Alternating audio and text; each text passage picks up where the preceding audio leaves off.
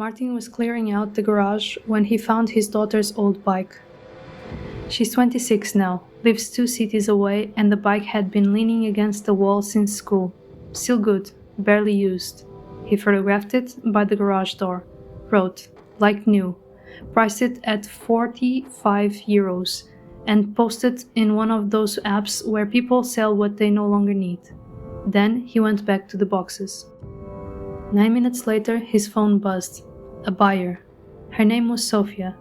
Friendly photo, polite messages. Is the bike still available? I would love it for my son's birthday this weekend. No back and forth, no questions, no, would you take 30? 45 euros. Sold, just like that. Martin had braced himself for a week of people offering half and never showing up. 9 minutes felt like winning. Then the second message. To save time, she had already paid, through the app's secure payment service. The courier was booked for the afternoon. All he had to do was accept the money. A link followed. Confirm here to receive your payout. The page that opened looked exactly right. The app's logo, the app's colors, his bike, and a clean little box that said the payout was pending. 45 euros, waiting. To route the money to him, it asked for his card. The long number, the expiry date, the 3 digits on the back.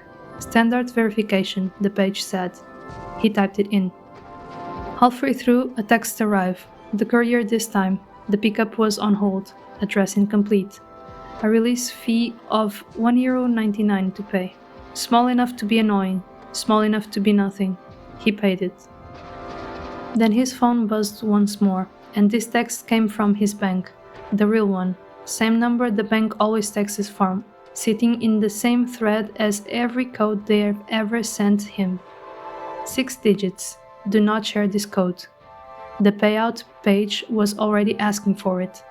Enter the code from your bank to confirm the incoming transfer. Stop here for a second and stand where Martin stood. Nothing about this afternoon looked like the scams he had been warned about. He wasn't sending money to a stranger. He was receiving it from a polite mother buying a birthday present, through a page wearing the logo of an app he had used for years. And the code on his screen came from his own bank. Every scam warning he had ever heard was about the moment you pay. Nobody have ever said a word about the moment you get paid. He typed in the code. There was no Sofia. The photo was stolen from a stranger's page. The person typing her messages was a worker, reading from a script in a chat operation that runs hundreds of these conversations a day. The payout page was built by a kit, sold like a franchise that can dress itself as whatever app the victim happens to be on, in whatever language the victim happens to speak. And the code was the whole game. While Martin was typing his card into the payout page, someone on the other side was typing it into a real payment, out of his account. The bank's text was genuine. It was asking him to approve the payment. He read it out like a man unlocking his own front door. Minutes later, his account was empty. And the little courier fee? That page had copied his card details all over again. The bike was never the point. His card was. The machine behind this is industrial. In Europe, investigators have tracked well over 1,000 chat groups that sell these phishing kits ready to use, scripts included. The groups they measured pulled in around $64 million in 3 years, and most of those fake pages targeted shoppers across the continent.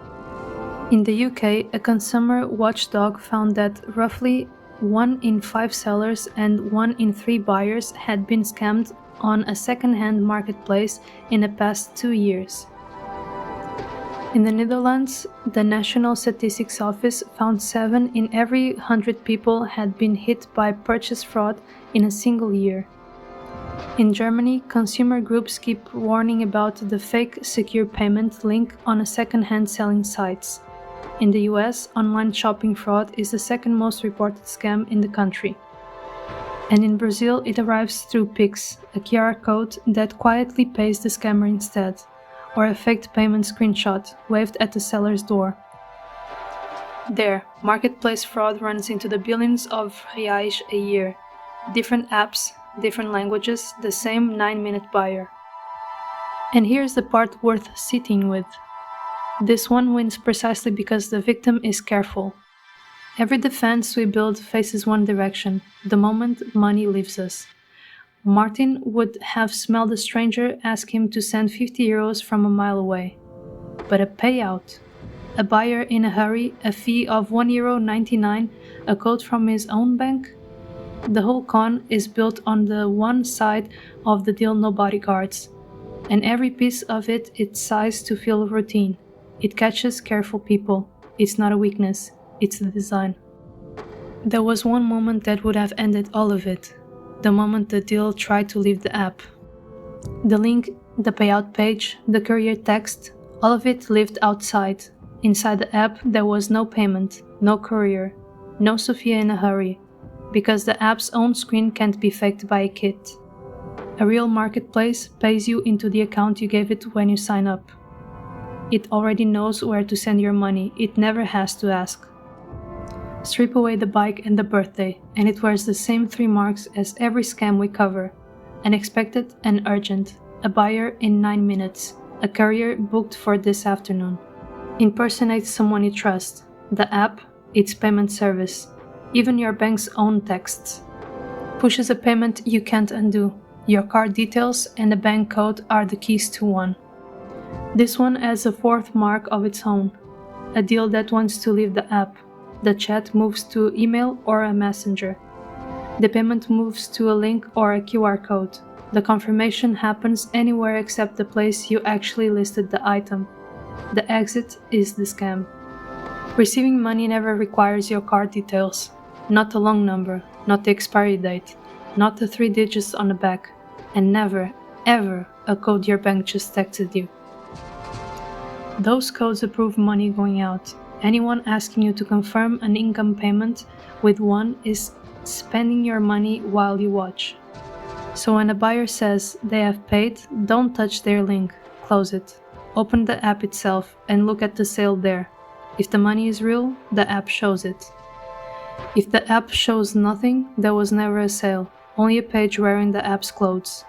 And that little fee to release the parcel? A real courier collects fees from the person who booked them. The buyer booked the courier. Birthday or no birthday. One more thing, because this machine runs in both directions. Buyers get the mirror version. The listing is fake. The seller pushes the payment outside the app. A screenshot proves a payment that never lands. Same kit, same script, opposite chair. This scam doesn't pick by age either. It hits people in their 20s and their 60s, men as much as women, sellers as easily as buyers. The rule holds for every one of them. The deal stays in the app, or there is no deal. If someone we know is clearing out a garage right now with photos already taken and listing half written, forward them this.